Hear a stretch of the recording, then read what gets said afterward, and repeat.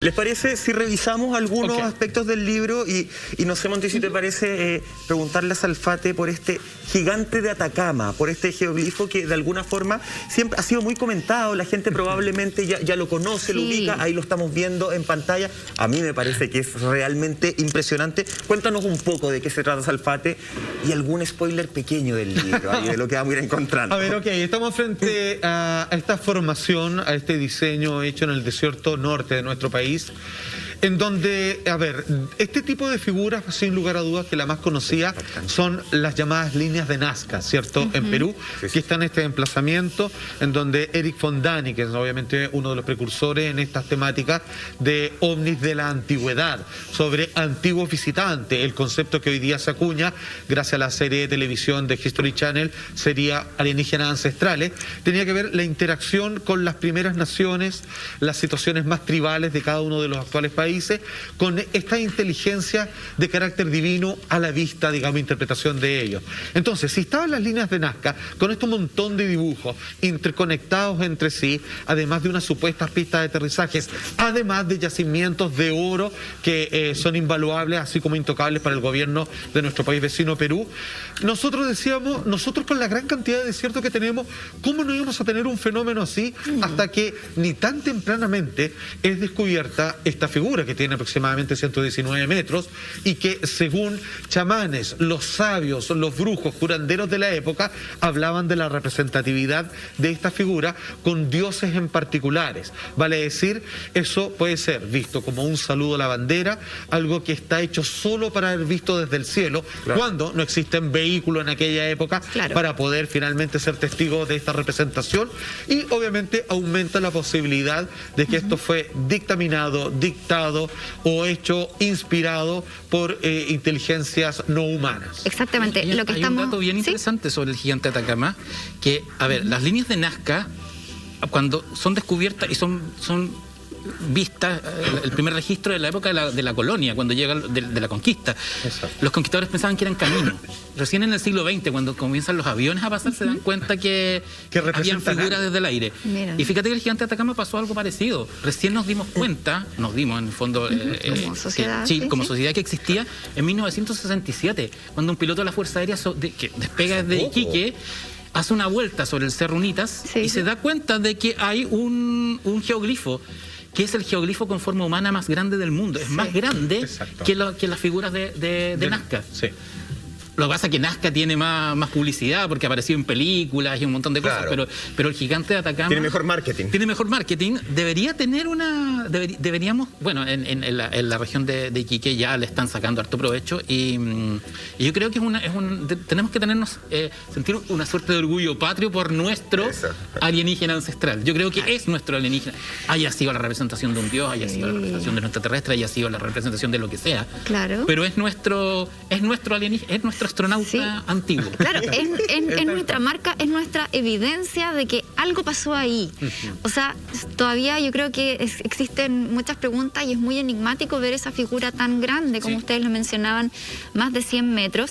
Esto está en el Cerro Unitas, como tú decías, en la comuna de Huara, en la región de Tarapacá, en el pleno desierto de Atacama, un lugar... A una hora de Iquique. A una hora de Iquique, justamente, y es un lugar que siempre es muy apetecido por los turistas. Recordemos la cantidad de cosas que han pasado en torno a este gigante de Atacama. De hecho, ¿se acuerdan? Hace como 2018-2019, estos 3 extranjeros que ingresaron hasta este lugar y provocaron algunos daños. De hecho, presidio, remitido, hay algunas penas por daños y afectación a la integridad de este monumento, finalmente, que es parte de nuestro patrimonio.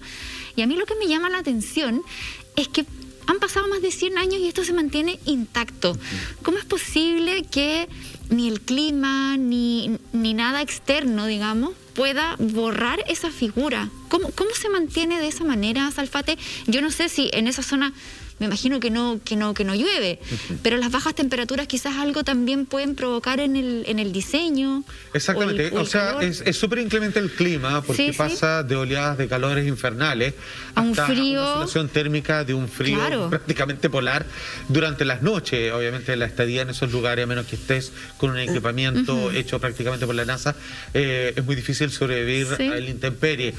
El paso del tiempo de estas cosas, que no tiene que ver ni con un grafiti antimoderno, ni siquiera con ciertas construcciones, sobreviven al tiempo porque parecieran que cuentan con características de conformación que a uno le siguen llamando potentemente la atención. Es como parecieran estar hechas pensadas para la eternidad.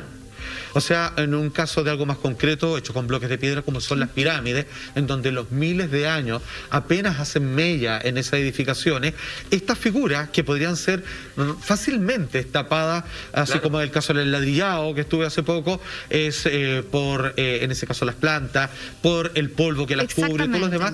No ocurre porque está tan bien pensado que incluso el declive de la colina donde eso se encuentra permite que en una especie de viento lo mantenga completamente aseado la figura y disponible para cualquier visitante. O sea, eso no varía. Parece que hay más ingeniería y hay más sabiduría en estos dibujos que otras planificaciones urbanas que hacemos en la modernidad.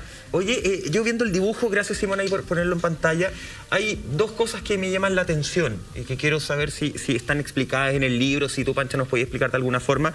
Primero, claro, se ve como una especie de imagen que uno podría asumir como felina, con una especie de báculo en la mano. Y estos, perdón mi forma tan coloquial, pero esta especie de rayitos alrededor que a mí me asimilan de inmediato como a lo que usan los faraones. Eso te iba a decir, como de la cultura egipcia, ¿no? De inmediato se me va para allá la cabeza. ¿Tiene alguna relación? Tiene mucha relación, fíjate, porque en el fondo... Con esto me retiro feliz, entonces. No sé qué. Esta iconografía que tienen los faraones, y sobre todo tienen los dioses del antiguo Egipto, tiene que ver con el culto al sol. La mitología egipcia y la cosmogonía egipcia tenía... El dios más importante era Ra, que era básicamente el panteón solar, era el globo solar. Sí. Horus, que era el equivalente a Jesucristo, era el sol naciente, el sol que venía, ¿no? Y este personaje, una de las interpretaciones que se le da es que era una representación del dios solar de los pueblos incas, ¿no? De Viracocha. Y es básicamente los rayos son los rayos del sol. Como del sol. Que explotan, que expanden hacia los lados. Ahora, ¿por qué la cabeza es cuadrada y no es redonda? Bueno, puede ser que haya sido difícil dibujar para la época una imagen redonda y es más fácil hacerlo en líneas rectas. Claro. O quizás, ¿por qué no? Si uno tiene que ser abierto a todo tipo de interpretaciones. Si dibujaron lo que vieron. Vieron lo que vieron, o sea, claro. Exactamente. Eric von Däniken, que de hecho, no en el primer libro, en el segundo o tercero, es el primero que nombra a este personaje, sostiene que parece un robot. Que parece, y de hecho... por la cuadratura. Absolutamente. Y de hecho hay un animador chileno que hizo un corto de 2 minutos, no menos, de 30 segundos, donde este personaje cobra vida y camina por el desierto, y es como ver un Transformer. Es increíble. ¿Y a ti les hace sentido con la investigación a cualquiera de los dos esto de que la representación es del Rey del Sol? Fíjate que cuando uno va a los dibujos que están en las rocas, y ya nos pasamos a miles de años antes de Cristo, y donde está, por ejemplo, en África y también en Japón, figuras como el gran o terrible dios marciano, en donde quienes son autores de estos diseños dibujan claramente a lo que uno puede distinguir animales y seres humanos, y están dibujados en proporción. Y luego junto a ellos están hechas otras criaturas cuya forma de cabeza, con estos rayos que se desprenden, digamos, de su faz, hacen claramente una división en donde estamos nosotros, están los animales, y están estas supercriaturas que no solamente vienen acompañadas de una imagen, vienen con... Y ellos son quienes nos enseñaron esto, agricultura, astronomía, matemática, división gubernamental y todo lo demás. ¿Y cómo se refieren los diseñadores de eso a quien representa ese dibujo? Como los dioses. Claro, y hay una similitud. Sí, hay algo que siempre es como transversal en todas las culturas originarias, en este caso de Latinoamérica. Por ejemplo, el tocado que lleva en su cabeza y que también es muy parecido al que luce el dios llorón de la Puerta del Sol en Bolivia.